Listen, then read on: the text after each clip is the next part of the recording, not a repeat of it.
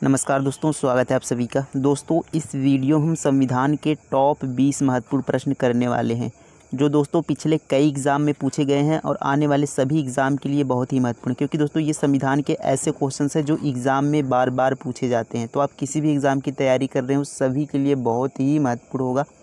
तो चलिए पहले क्वेश्चन से स्टार्ट करेंगे। लास्ट में आपको कमेंट कर ज़रूर बताना है कि आपने 20 में से कितने क्वेश्चन सही किए।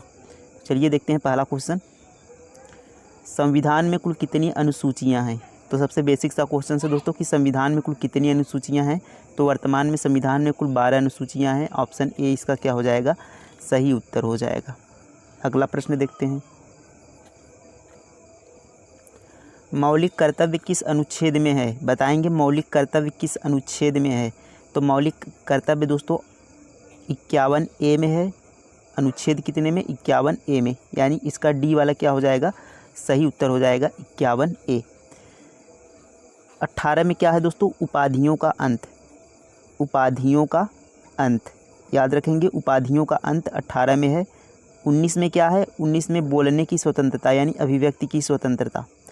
तो प्रेस को स्वतंत्रता जो मिलती है, यानी प्रेस को बोलने की स्वतंत्रता जो है वह आर्टिकल 19 के तहत ही है। इसको आप याद रखेंगे। अगला प्रश्न देखेंगे। देखिए, दैहिक स्वतंत्रता किस अनुच्छेद में है? दैहिक स्वतंत्रता यानी दोस्तों जीवन जीने का अधिकार, यह किस अनुच्छेद में है? तो आर्टिकल 21 में। ऑप्शन ए क्या हो गया इसका? सही उत्तर हो जाएगा। अगला प्रश्न देखते हैं। मौलिक कर्तव्य को किस देश से लिया गया है? तो मौलिक कर्तव्य दोस्तों जो अभी हमने देखा कि 51 ए में है अनुच्छेद में, वह किस देश से लिया गया है? तो रूस इसका सही उत्तर हो जाएगा। ऑप्शन नंबर बी क्या होगा इसका? सही उत्तर हो जाएगा। अगला प्रश्न देखें।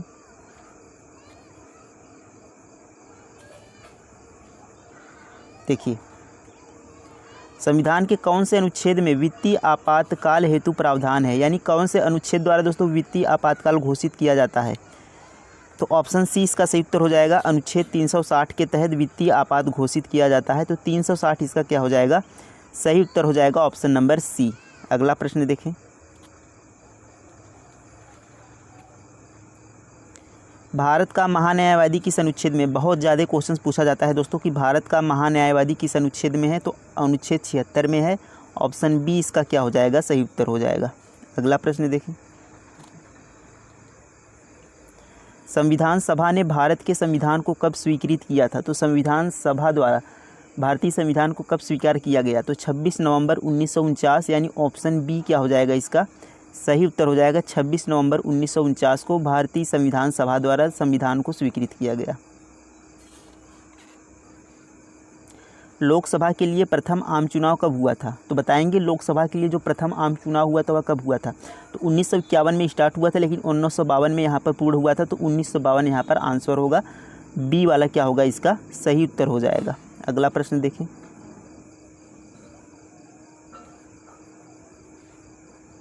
राष्ट्रपति, देखिए, राष्ट्रपति द्वारा राज्यसभा में कितने सदस्य मनोनीत किए जाते हैं, यानी कितने व्यक्ति मनोनीत किए जाते हैं दोस्तों राष्ट्रपति द्वारा राज्यसभा में? तो टोटल 12 व्यक्ति यहाँ पर मनोनीत किए जाते हैं। तो ऑप्शन सी इसका सही उत्तर हो जाएगा। लोकसभा से दोस्तों 2 एंग्लो इंडियन थे जिन्हें अब समाप्त कर दिया गया है, लेकिन राज्यसभा में 12 यहाँ पर व्यक्तियों को मनोनीत किया जाता है राष्ट्रपति द्वारा। देखिए, नेक्स्ट क्वेश्चन है, कानूनी तौर पर युद्ध की घोषणा करने तथा शांति स्थापित करने का अधिकार किसे प्राप्त है? तो युद्ध की घोषणा तथा शांति स्थापित करने का अधिकार किसके पास प्राप्त है? तो राष्ट्रपति इसका सही उत्तर हो जाएगा। यह शक्ति राष्ट्रपति के पास है। तो ऑप्शन डी इसका क्या हो जाएगा? सही उत्तर हो जाएगा। देखेंगे, राष्ट्रपति संविधान के किस अनुच्छेद के अंतर्गत भारत के मुख्य न्यायाधीश के समक्ष शपथ ग्रहण करता है? यानी सिंपल सा क्वेश्चन है कि राष्ट्रपति, देखिए कभी कभी हमसे पूछ लिया जाता है कि राष्ट्रपति किसके समक्ष शपथ ग्रहण करता है? तो भारत के मुख्य न्यायाधीश के समक्ष यह शपथ ग्रहण करते हैं राष्ट्रपति। किस अनुच्छेद में है? तो अनुच्छेद 60 में है। ऑप्शन बी इसका क्या हो जाएगा? सही उत्तर होगा। नेक्स्ट क्वेश्चन देखें। भाषाई आधार पर गठित भारत का प्रथम राज्य कौन सा है? तो भाषा के आधार पर गठित होने वाला भारत का पहला राज्य कौन सा? तो आंध्र प्रदेश इसका सही उत्तर हो जाएगा। बी वाला, भाषा के आधार पर गठित होने वाला पहला राज्य था आंध्र प्रदेश। देखिए, भारतीय संविधान में 22 भाषाओं का उल्लेख किस अनुसूची में है? तो किस अनुसूची में दोस्तों भारतीय संविधान के 22 भाषाओं का उल्लेख है? तो कौन सी अनुसूची है? 8वीं अनुसूची में, यानी डी वाला क्या हो जाएगा इसका राइट आंसर हो जाएगा। 8वीं अनुसूची में 22 भाषाओं का उल्लेख है। देखिए, राज्य पुनर्गठन आयोग की नियुक्ति किस वर्ष की गई थी? तो राज्य पुनर्गठन आयोग की नियुक्ति किस वर्ष की गई थी? तो ऑप्शन सी इसका सही उत्तर हो जाएगा। 1953 में राज्य पुनर्गठन आयोग की नियुक्ति की गई थी। अगला प्रश्न देखें, इनमें से कौन सा मौलिक अधिकार नहीं है? बताएंगे इनमें से कौन सा मौलिक अधिकार नहीं है। शिक्षा का अधिकार मौलिक अधिकार है। सामान्य समानता, यहाँ पर लिखेंगे समानता। समानता का अधिकार मौलिक अधिकार है। स्वतंत्रता का अधिकार मौलिक अधिकार है। संपत्ति का अधिकार ये आपका मौलिक अधिकार नहीं है। ऑप्शन डी यानी यहाँ पर सही उत्तर हो जाएगा। हमसे पूछा है कौन सा नहीं है, तो डी वाला संपत्ति का अधिकार मौलिक अधिकार नहीं है। ऑप्शन डी इसका क्या होगा राइट आंसर होगा। किस राज्य में सर्वप्रथम राष्ट्रपति शासन लागू किया गया था? कौन सा राज्य था जिसमें सबसे पहले राष्ट्रपति शासन लागू किया गया था? तो ऑप्शन बी इसका सही उत्तर हो जाएगा। पंजाब में सबसे पहले राष्ट्रपति शासन लागू किया गया था। कहाँ पर? पंजाब में।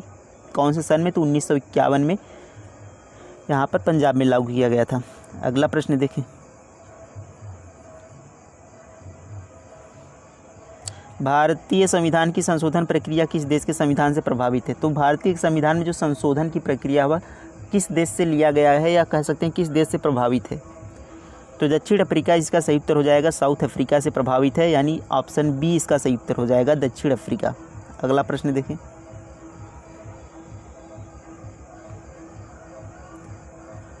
पहली बार किसी भी राज्य में राष्ट्रपति शासन कब लागू किया गया था?